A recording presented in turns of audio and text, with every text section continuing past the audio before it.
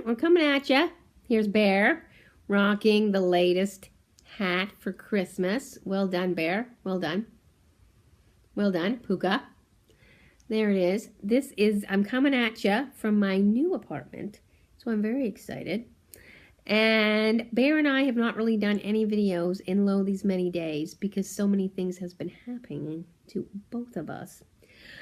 But I decided, with it being the 23rd of December, that, I'm off for a little while, holidays, awesome, that I would do yet one more reading of A Christmas Carol. Because, maybe you haven't heard it yet, and I'm pretty good at this, I must say. So that was Bear's and I's idea. Right, Bear? Yes. Hey, you want us to wear the hat? Okay, because some people haven't seen you yet. This is the best bear in the history of beardom. Literally, there is no better bear. Right, Bear? But Bear's modest, right? My lesson to you, Bear, is don't be so modest. That's what I'm saying. Okay, woohoo. So, we're going to start A Christmas Carol. Okay.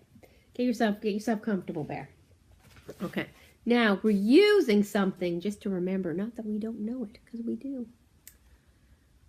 Marley was dead to begin with. There is no doubt whatever about that. The register of his burial was signed by the clergyman, the clerk, the undertaker, and the chief mourner.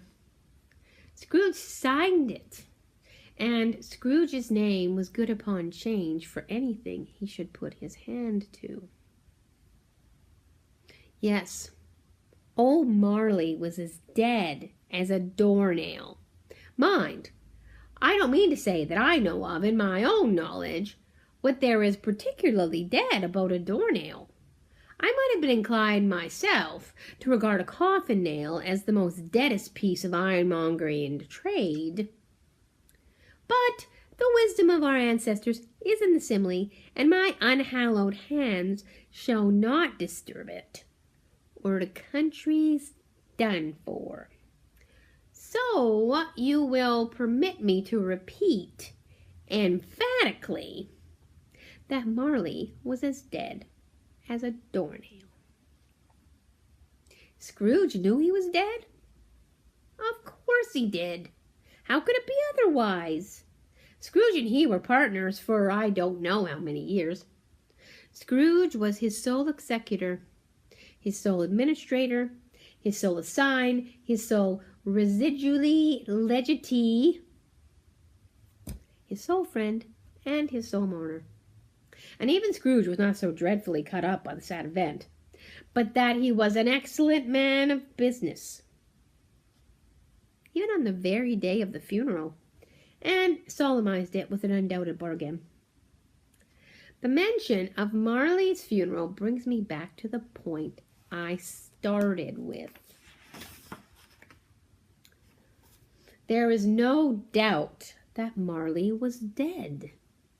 This must be distinctly understood because nothing wonderful can come of what I am about to relate.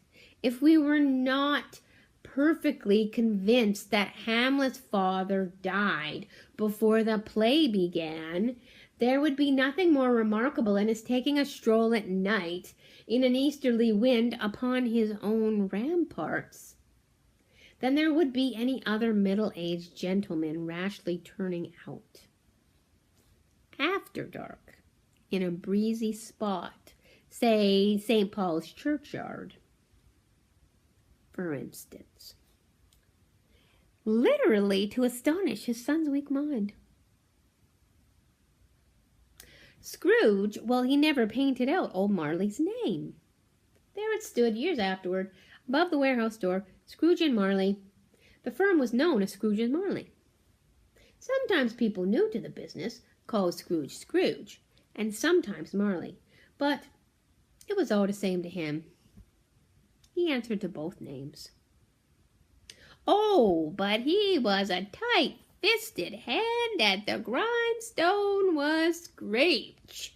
A wrenching, grasping, clutching, scraping old sinner, hard and sharp as flint. from which no steel had ever struck out such generous fire. He was secret and self-contained and solitary as an oyster.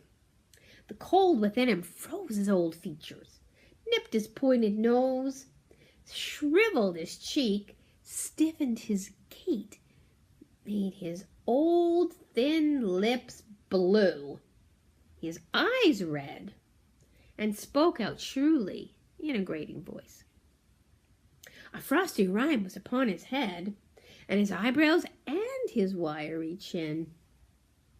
He carried his own low temperature about wherever he went, and he iced his office in the dog days and did not thaw at 1 degree at Christmas.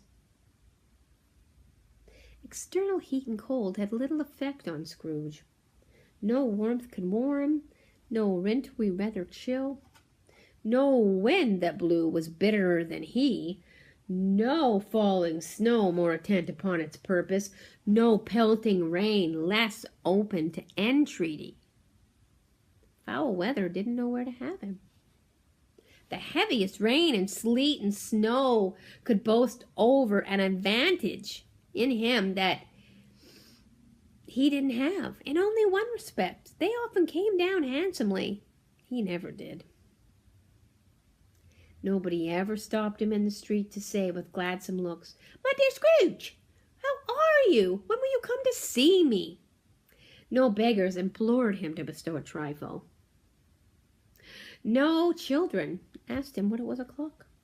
No man or woman ever in all his life ever once inquired to such and such a place of Scrooge. Even the blind man's dogs seemed to know him and would tug their owners up alleyways and into courts, and would wag their tails as though to say, "No eye at all is better than an evil eye, dark master." But what did Scrooge care? It was the very thing he liked, to edge his way along the crowded paths of life, warning all human sympathy to keep its distance, was what the knowing ones called nuts to Scrooge. Once upon a time, in all the good old days of the year, on Christmas Eve, old Scrooge, well, he sat in his counting house, and it was cold and bleak and biting weather, foggy withal. He could hear the people in the court go whizzing up and down, beating their hands upon their breasts and stamping their feet upon the pavement stones to warm them. The city clocks had only just gone 3, but it was quite dark already. Well, it hadn't been light all day, and the candles were flaring in the windows of the neighboring offices like ruddy smears upon the palpable brown air. The fog came pouring in at every chink and every keyhole, and was so dense without that, though the court was of the narrowest, the houses opposite were mere phantoms. To see the dingy cloud come drooping down, obscuring everything, one might thought that nature lived hard by and was brewing on a large scale. The door of Scrooge's counting house was open that he might keep an eye upon his clerk, who in a dismal little cell beyond, a sort of tank, was copying letters. Scrooge had a very small fire, but the clerk's fire was so much smaller that it looked like one coal, but he couldn't replenish it, because Scrooge, well, he kept the coal box in his own room, and if the clerk were to come in with the shovel, the master predicted that it would be necessary for them to part. Wherefore the clerk put on his white comforter, and, well, he tried to warm himself at the candle, but being a man of a weak imagination, he failed. "A Merry Christmas, Uncle! God save you!" said a cheerful voice. It was the voice of Scrooge's nephew, who came upon him so quickly that this was the first intimation that he had heard of his approach. "Bah!" said Scrooge. "Humbug!" He had so heated himself with rapid walking in the fog and the frost as this nephew of Scrooge's that he was all in a glow. His face was ruddy and handsome, his eyes sparkled, and his breath smoked again. "Christmas? A humbug, Uncle! Oh, you don't mean that, surely?" "I do," said Scrooge. "Merry Christmas! What right do you have to be merry? What reason do you have to be merry? You're poor enough." "Come, then," returned the nephew, gaily. "What right do you have to be dismal? What reason do you have to be so morose? You're rich enough." Scrooge, having no better answer right upon the spur of the moment, said "Bah!" and followed it up with a "Humbug!" "Don't be cross, Uncle," said the nephew. "What else can I be," returned the uncle, "when I have to live in such a world of fools as this? Merry Christmas! Out upon a Merry Christmas! What's a Christmas time to you? But a time for paying bills without money. A time for finding yourself a year older and not 1 hour richer. A time for balancing your books and every item in 'em through a round dozen a month presented dead against you. If I could work my will," said Scrooge indignantly. "Every idiot that goes about with Merry Christmas on his lips should be boiled with his own pudding and buried with a stake of holly through his heart. He should."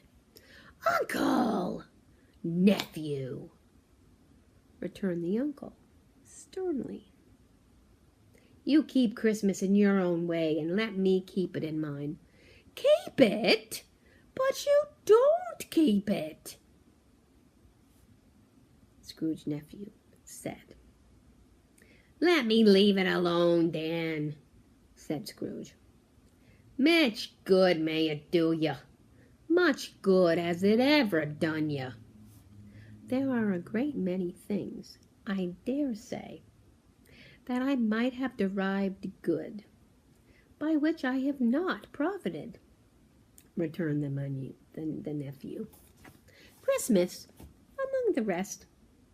But I am sure that I have always thought of Christmas time, when it has come around, apart from its veneration to its sacred name and origin, if anything belonging to it can be separate from that, as a good time, a kind time, a forgiving, charitable, pleasant time, a lovely time, the only time I know of in the long calendar of the year where men and women seem by one consent to open up their shut hearts freely, and to think of people below them as if they really were fellow passengers to the grave, and not a race of different creatures bound on other journeys.